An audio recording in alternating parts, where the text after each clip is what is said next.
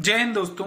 जैसा कि आप अपनी स्क्रीन पर देख रहे हैं, आज जो हम सामाजिक एवं धार्मिक आंदोलनों के बारे में जानेंगे, जो कि एग्जाम के पॉइंट ऑफ व्यू से काफी ज्यादा महत्वपूर्ण टॉपिक है और लगभग एग्जाम में अक्सर इनसे क्वेश्चन बनाकर पूछ लिए जाते हैं। ये वीडियो का पार्ट फर्स्ट है और बहुत ही जल्दी हम इसका पार्ट सेकंड भी लेकर आएंगे। तो चलिए स्टार्ट करते हैं। तो पहला है राजा राम मोहन राय।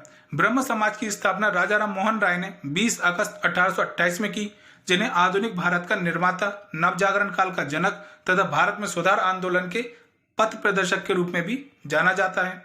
इन्होंने मूर्ति पूजा, जाति प्रथा की कठोरता तथा समाज में व्याप्त बुराइयों का विरोध किया है।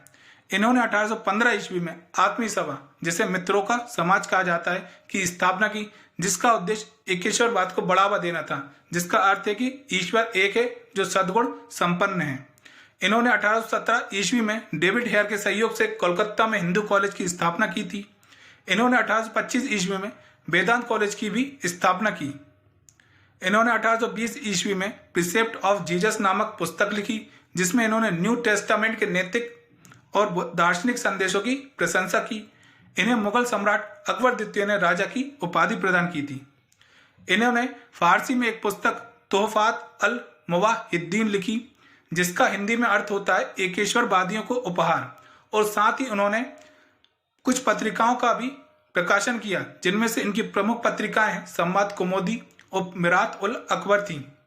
इन्होंने सती प्रथा को समाप्त करने के लिए कई प्रयास किए, जिसके पश्चात 1829 ईस्वी में विलियम बेंटिंग ने सती प्रथा को समाप्त करने के लिए कानून का निर्माण किया। राजा राम मोहन राय का निधन 1833 ईस्वी में इंग्लैंड में हुआ, जिसके पश्चात देवेंद्रनाथ टैगोर ने ब्रह्म समाज का कार्यभार को संभालते हुए उन्होंने 1839 ईस्वी में तत्वबोधिनी सभा की स्थापना की थी।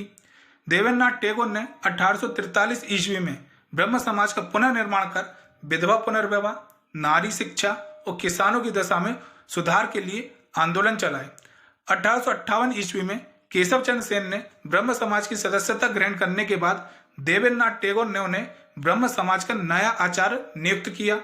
कुछ समय पश्चात देवेंद्रनाथ टैगोर और केशव चंद्र सेन के बीच मतभेद उत्पन्न होने लगे, जिसका कारण केशव चंद्र सेन ने उदारवादी विचार थे, जो समाज में सभी धर्मों की शिक्षा पर बल दे रहे थे, जिसके चलते 1865 ईस्वी में सेन को आचार्य की पदवी से हटा दिया गया।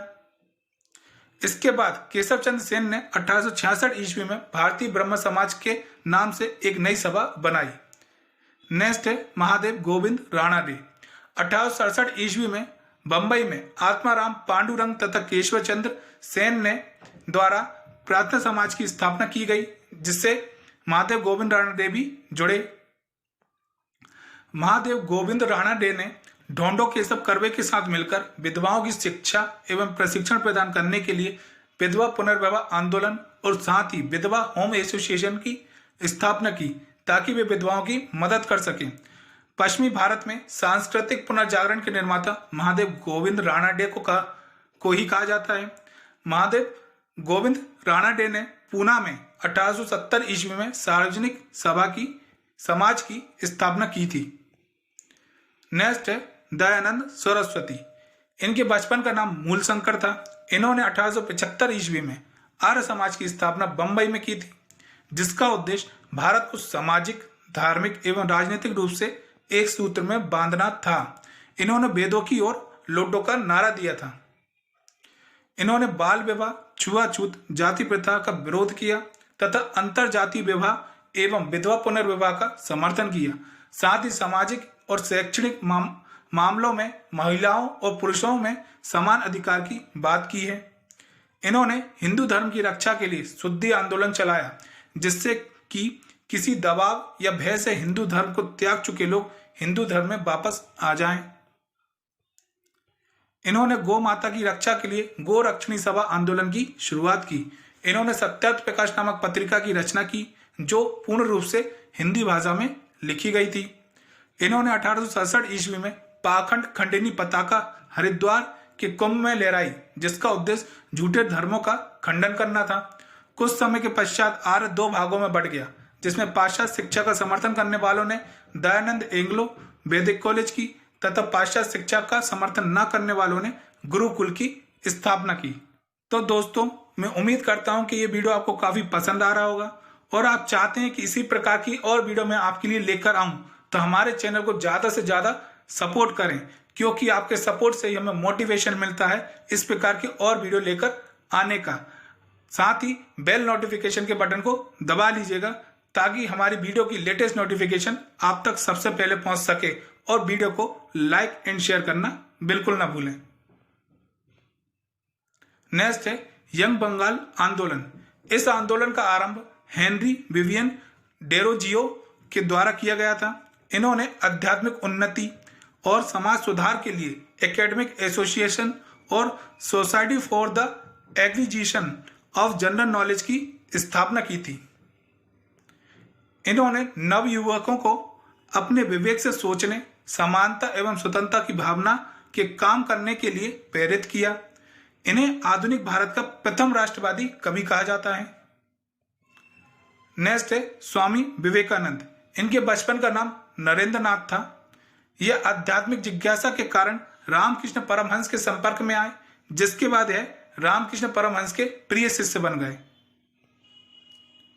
यह 1893 ईस्वी में अमेरिका के शिकागो शहर में आयोजित किए गए विश्व धर्म सम्मेलन में भारत की ओर से शामिल हुए, जिसमें इन्होंने अपने भाषण के द्वारा विश्व समुदाय का ध्यान आकर्षित किया। इन्होंने 1896 ईस्वी में अमेरिका में वेदांत सोसाइटी की स्थापना की। इन्होंने शिक्षाओं एवं उपदेशों को प्रचारित करने के लिए 1897 ईस्वी में रामकृष्ण परमहंस की स्थापना की। इन्होंने रामकृष्ण की शिक्षाओं, उपनिषद एवं गीता के दर्शन तथा बुद्ध के उपदेशों को आधार बनाकर विश्व को मानव मूल्यों की शिक्षा दी। इन्होंने सामाजिक कर्म की ओर ध्यान दिया और कहा कि कर्म के बिना ज्ञान अधूरा है, अर्थात जिस ज्ञान के साथ हम वास्तविक संसार में रह रहे हैं, कर्म ना किए जाएं तो ज्ञान निरर्थक है। इन्होंने मानवीय सहायता एवं सामाजिक कार्य को अपना सर्व प्रमुख उद्देश्य बनाया है। इन्होंने मूर्ति पूजा को उपासना का उत्तम एवं सरल तरीका बताया है, जिसके माध्यम से मनुष्य बहुत कम समय में ईश्वर की वंदना में निपुण हो सकता है। इन्होंने कहा है कि वह राष्ट्र कभी विकसित नहीं हो सकता जिसमें जातिवादी, छुआछूत और विषमता है। सुभाष चंद्र बोस ने इन्हें आधुनिक राष्ट्रीय आंदोलन का आध्यात्मिक पिता कहा है। तो दोस्तों, मैं उम्मीद करता हूं कि ये वीडियो आपको काफी पसंद आया होगा। तो हमारे चैनल को ज्यादा से ज्यादा सब्सक्राइब करें और हाँ, वीडियो को लाइक एंड शेयर करना बिल्कुल ना भूलें।